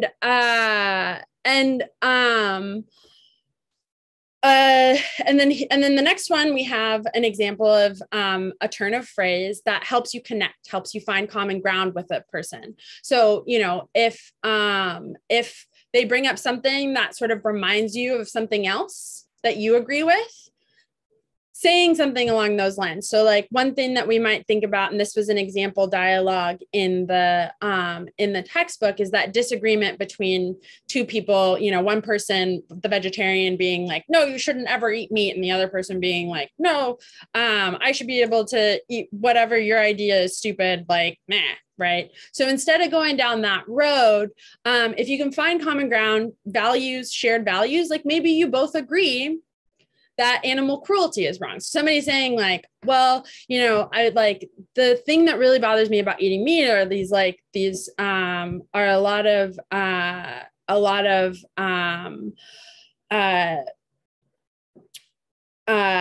cattle farms, or like chicken farms or whatever, like they like lock up the animals in these tiny cages, and like that just really breaks my heart, right? And like and then the person on the other side being like, yeah, you know what, that reminds me, like, it really bums me out when like people just always keep their dogs in a kennel. Like that is actually really sad. Like, I remember seeing a YouTube video where like it was this poor cooped up dog, and then being able to say like, oh wow, like, hey, we actually, like, what you said about animals being cooped up that made you feel sad. Like, I remember seeing animals cooped up that made me feel sad. Like, oh, we might have like some shared values about animal cruelty, right? And also like welcoming openings and opportunities, sort of drawing out the implications of what someone is saying. So, if like, given the points you make about like not eating meat, right? You might say, well, is it a matter of, not wanting to harm, to like hurt life, right? Like, what about human suffering? Like, what are your thoughts on like, like if people have to choose between, having enough nutrition in their diet and eating meat, and totally foregoing that, or if it creates some, overwhelming financial burden on a person in order to not eat meat, and they really suffer as a result, like, given that you think animal suffering is wrong and humans are animals, like, what do you think about the kind of suffering involved with that, right? So kind of helping someone draw out their point and see really like maybe some implications of their argument they didn't think about before, or giving them the opportunity to like clarify what it is they're saying. Like, they might say, oh yeah, no, really, like, I'm just talking about people that have financially, it's really easy for them to just cut meat out of their diet. giving them the opportunity to clarify that point.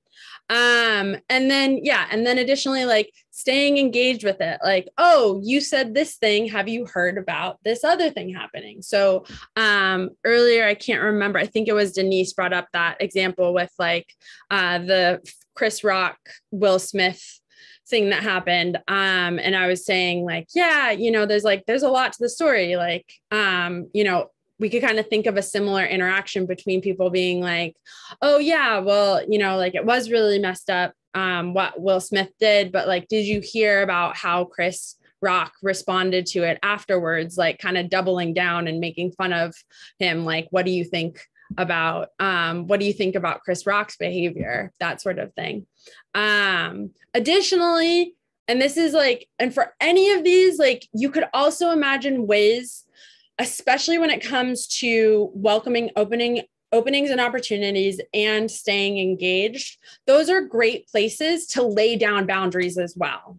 So like if somebody is going off the rails, like if we imagine the debate between like the vegetarian and the non-vegetarian, if the vegetarian is being like, well, they're making these big sweeping generalizations, like, well, like all of these people eating meat and they totally don't have to, and they could get all the nutrition they need from other stuff. Like you could eat, like a combination of blah, blah, blah, blah, blah. Like the person could say, hey, wait a second. I think that we're actually getting off topic. It seemed like we were kind of in agreement about, how wrong it is that that animal suffering is or like how wrong it is to cause animals to suffer unnecessarily. Like, let's dive into that a little bit more. Let's move back around to the thing that we're really concerned with. That is also that's sort of like a turn of phrase. Like, I think we're getting off topic. Let's go back to the thing we were actually talking about. That's a way to really like set boundaries, stop somebody from going off the rails, and focus on what it is that you're disagreeing about, and potentially like ways that you can see eye to eye or understand the complexity of both sides, etc. Sorry,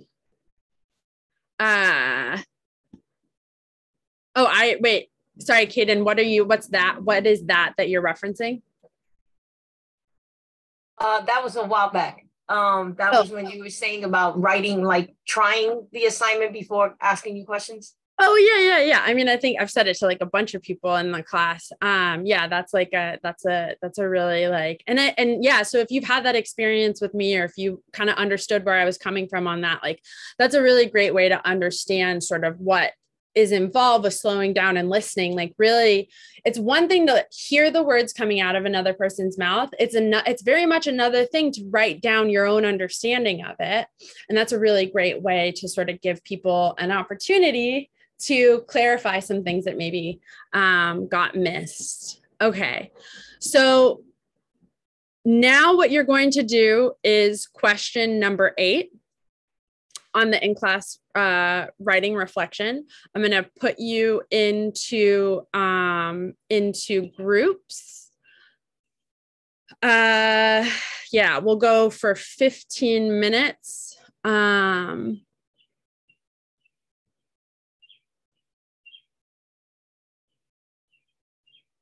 All right, so you have your breakout rooms. We'll be coming back together at 11:15, and be sure to use the raise hand function if you have any questions.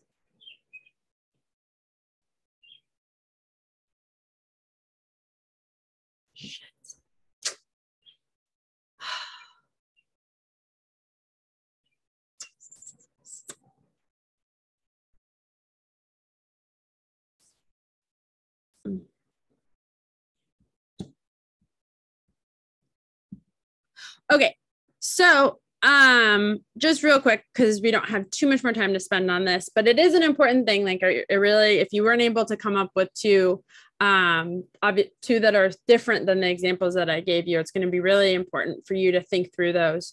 But one thing that I wanted to say, because I know this can be, for some people's brains, this is going to be something you could totally do. Like, Shaneely immediately out the gate, like, had one.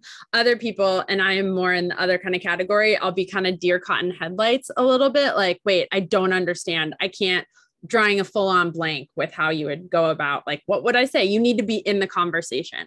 So anyone who's been struggling with this, like, it can help you to imagine a specific exchange, maybe a couple of different exchanges, and then sort of from there pull out different turns of phrase that redirect the conversation, sort of bring it on track, get people to start playing by the fruitful dialogue rules a little bit better. So for slow down and listen, that one is one where it's going to be different ways. Essentially, you can ask a person to clarify. So it could be, yeah, I think this is what you're saying. Did I get that right? It could also be, and Caden and I talked about this one a little bit, like, I cannot wrap my head around what you're saying. Can you explain that in a different way for me? Or I hear what you're saying. Can you explain my perspective back to me just to verify that we're on the same page? Or if you're explaining something, I do this, I think people are pretty familiar with me doing this in this class, like, does this make sense to everyone? Would you like me to explain it in a different way? So it's those sorts of things where it's questions we ask to prompt both sides to really clarify their understanding and the other person's understanding of what's going on. So like, whether you're clarifying what you're saying, clarifying what the other person is saying, or asking the other person to clarify what you're saying, okay? Connecting is like sort of pointing out the ways that the things that you do see eye to eye on. Like when Victoria was talking about this disagreement about euthanasia, just saying like, you know what? I see where you're coming from. Like, I see that I recognize the set of values that you are pulling this judgment out of. Or like, it can, not always, it could be something like, oh yeah, and I respect your opinion. Maybe we don't see eye to eye, but like, I respect your belief system. Or, I mean, simply things that are like, you know what? I don't totally agree with your view, but that's actually a really good point. I need to think about that more, like positive kind of feedback, even if you don't agree, like saying like, wow, I hadn't thought about that before, those sorts of things. And recognizing like, and just recognizing there's some kind of shared mutual, even if you're not agreeing on all of the points, there's some kind of like, oh, I like this thing that you said, or that's an interesting thing to say. Yeah, Denise, like bending yourself a little bit and being like, I really don't agree with the conclusion that you're drawing, but like that point you made, like that kind of resonates with me. Like bending yourself to be a little bit more like, to have some kind of positive feeling about, a point that someone has made. Yeah. And then welcoming openings and opportunities. So yeah, like we talked about before, that's where we are giving people an opportunity to really clarify their own thinking on things, or potentially clarify something that they didn't phrase exactly in the right way before. So the example that I gave was like, all right, I think that, given what you feel about this thing, how do you feel about that thing? Or saying like, I hear what you're saying. I understand your point. Like, I think this is reasonable, but this sort of contradicts this other thing that we were talking about, or this contradicts this thing that I also believe. So like kind of spelling out the places of disagreement in that way, and then reiterating your own point. And then, just to emphasize, like welcoming openings and opportunities is also a really great place to set boundaries for yourself, right? So like I said, redirecting the conversation, like, I think we're getting off topic here, reiterating like, hey, you know what? Like you remember, I understand where you're coming from. I need to reiterate this other point that I made though. So to sort of get that, you could say, I understand where you're coming from. However, so-and-so. And then finally, staying engaged. So, this is the place where we are as best we can, and via respecting our boundaries, remaining open. This is also a great place to use data as tools. So if you have read an article, if you heard about something in a class, something like this, that's relevant to the discussion that you're talking about, you can say, hey, this reminds me of this thing that I read earlier. Let me pull it up. Or asking another way to stay engaged is also reminding somebody like, you know, I told you when you say things in that way, when you use that kind of tone with me, right, it kind of like hurts my feelings or it puts me on the defense. Can you just say that a little bit differently, right? Like you're keeping people engaged, you're setting your boundaries, but you're keeping people engaged as well. Okay. So yeah, these are the kind of things that you want to think about. And this lecture is being recorded. So if you want to kind of go through this last bit again to remind yourself, like if you're still kind of struggling to make sure that you have all the right turns of phrases down, you can go and review the video before you turn in the assignment for today. All right. Okay. So the last thing that I wanted us to talk about is sort of an extension of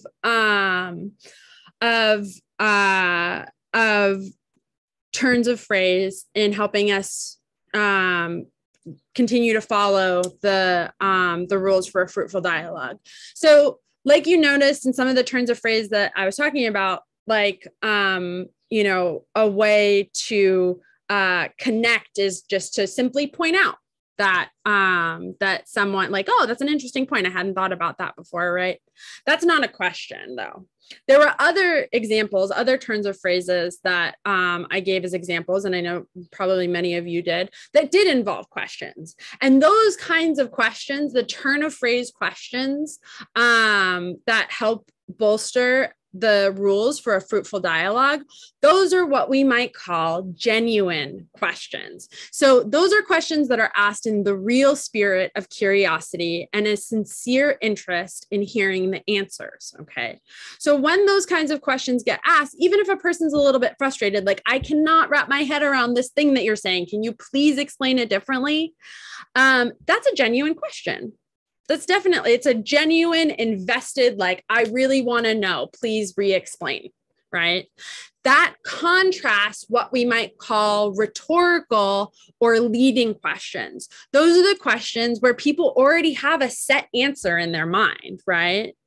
And they're just kind of using the other person as a puppet to make them say what they want them to say in order to, you know, give the devastating, like, gotcha, like whatever at the end, to like go in for the win, go in for the kill, like get that argument, right? So rhetorical or leading questions are what we might describe as disingenuous. They're not genuine questions. They're intended to bolster the rules of a non-fruitful dialogue. To do that kind of like got 'em thing, that trap for the other person that demonstrates like they're a dummy, you're so smart, you win the argument, everyone like walking away being like, yeah, I won, right? Like no fruitful exchange is happening there. You're just following the rules for a non-fruitful dialogue. So the question that one of the leading questions, so for example, an example of a disingenuous question, like a leading question, is if someone says, you know, someone asserts that they're for abortion, they think that our access to abortion should be protected.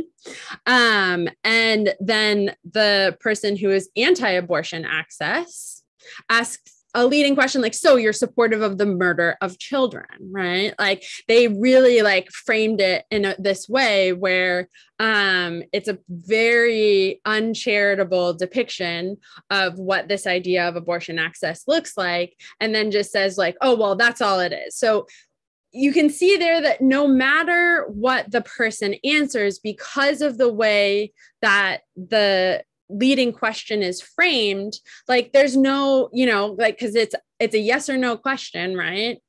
But this is a sort of like damned if you do, damned if you don't situation, like and in part because the idea of murder here and the idea of a fetus being a child, like we're really twisting the concepts. There's no genuine attempt at trying to understand the way that the other person might understand abortion when you're framing it in terms of murdering children. in asking that kind of question, it's really impossible to engage at all with anyone who thinks that our access to abortion should at all be protected, right? Like this is the kind of, if you frame things in this way, right? Because I think that any reasonable person would say, no, they're not supportive of murdering children, right? If you say no, then that, that is, the person can say, oh, well, then that means that we should, outlaw abortion under any circumstance, no matter the circumstance, all that sort of thing. Because, when it comes between like,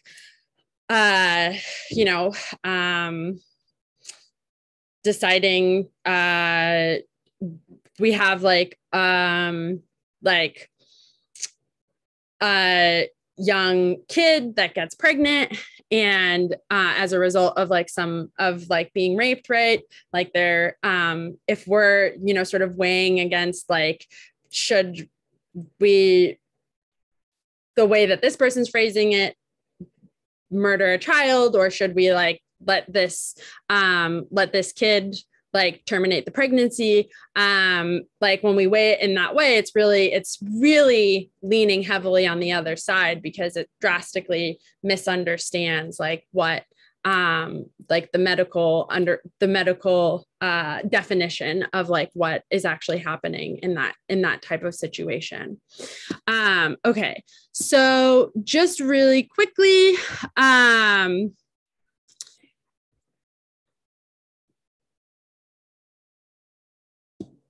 oh, my bad. All right. So if we want to take just about 5 minutes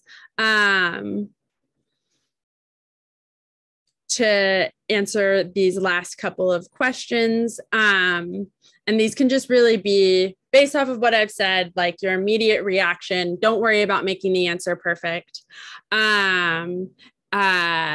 To these, when we'll go for about 5 minutes. So at 11:36. Okay.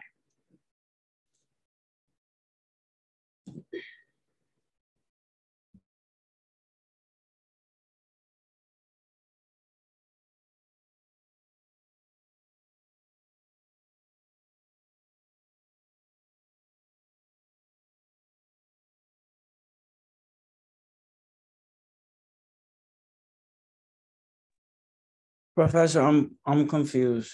We're supposed to answer these questions, right? Yes. And if you're confused about a specific question, would you mind typing it just in the chat box? Because I think it's the wrong numbers. I think it's 11 and 12, right? Okay, it's 11. Yeah, it's 11 and yeah. Does that make more sense to you? Yeah, thank you. Okay. I'll change it right now.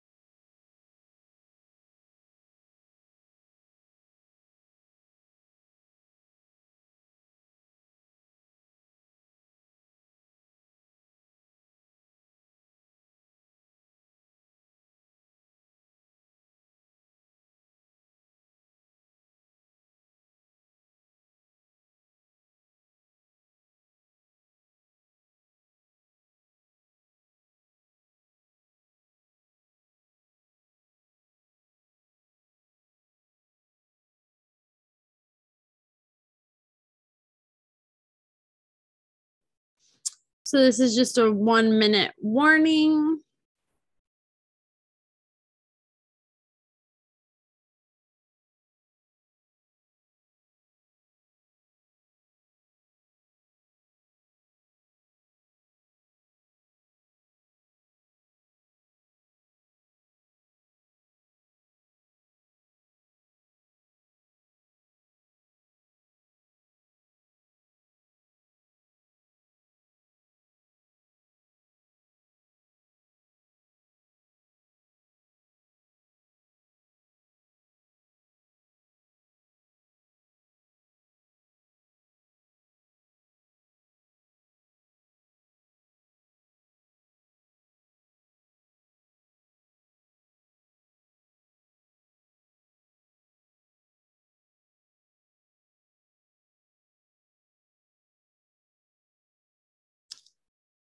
All right.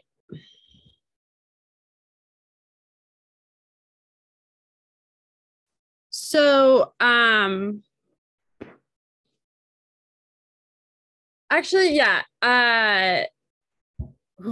Yeah. So how many, yes or no in the chat box, how many people feel like they needed more time? Yes. Or they were good with the amount of time to answer those last two questions? No.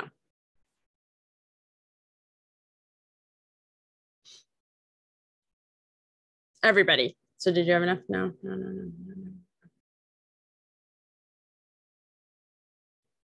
Okay. Okay. Wait, Professor, I put no, but I meant no, I don't need more time. For the first time, I don't need more time. Okay. Okay. So no. All right. Yeah. That was a confusing way to, sorry, I don't have air conditioning in my office. And when I get warm, I short circuit, not just ethically, but like in every other like thinking way. So, that was it's very pathetic. Okay. So, yeah. Okay. So it seems like people are pretty good with the amount of time. No. In any case, if you have questions about those particular questions, you're welcome to email me. Also, just, putting in what you can, and then I can give you feedback. That'll be a helpful thing. I just want to make sure that that you get this assignment in by Saturday, so I can make sure to have everything graded and back to you by the final exam, by the time we take the final exam. So does anybody want to, or would anybody mind reminding me of when I am going to be distributing the final exam?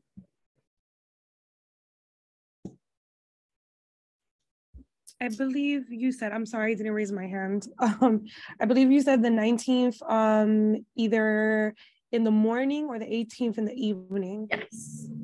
Yeah. And then when is the exam going to be due? 20th. On the 20th at midnight. Where can you find the exam? Blackboard. Yeah, it's the same. It's all the same stuff. And so, yeah, like we talked about last time, instead of it just being questions from module worksheets, since you only had one module worksheet, there are also going to be questions from the in-class written reflections. We had several of those. So it's going to be a combination of those different assigned questions from those different assignments. So just really quickly, I want to show that to everyone so you know what to look at. And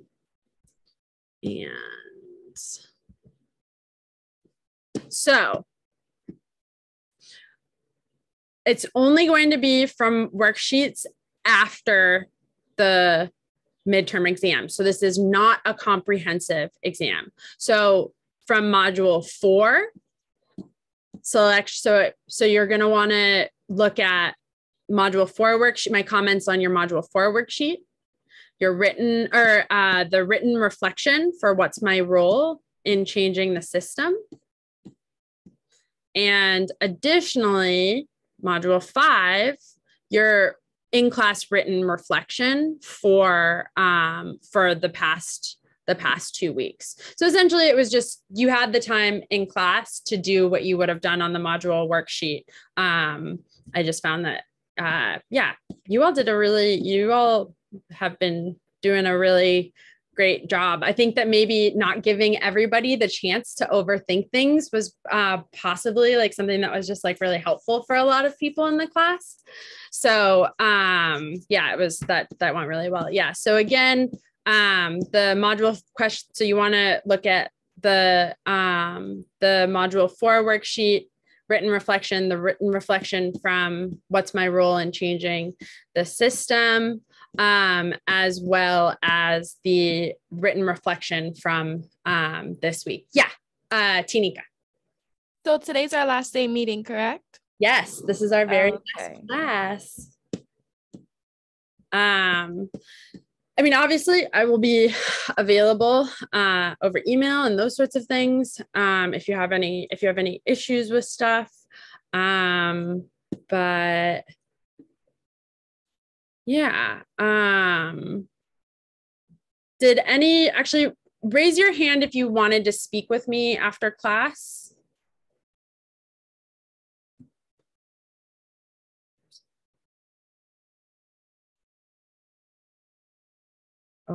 Okay. All right. Okay. So, great. I'll be speaking with the 3 of you. Shaneely, I need to respond to your last email. I just wanted to let you know that. And yeah, okay. So I have a few people staying behind. They're going to talk to me after class. Keep an eye out for the final exam. It won't contain many surprises, I promise. Yeah, and I want to thank everybody. This was a wonderful class. When I was observed a while back, I don't know if you remember Professor Maybe when she came in and she was observing, she was really blown away by how much everybody in this class was doing and engaging. Like, this online format is not easy. I know it zaps you. This is a long class. It is on a Saturday, and everyone here really showed up and was doing great work throughout the term. So I really want to thank everybody for doing such a great job in a difficult format with the difficult class. These concepts aren't easy to get through. So I really appreciate you all, and I learned a lot, and I really enjoyed it. Thank you so much, Professor. It was a privilege to take this class. Oh, it was really wonderful having you. Thank you so much. Thank you, Professor. It was great having you again. Yeah, it was great having you too also, Ray. Thank you, Professor. Thank you. Bye, everyone. Bye.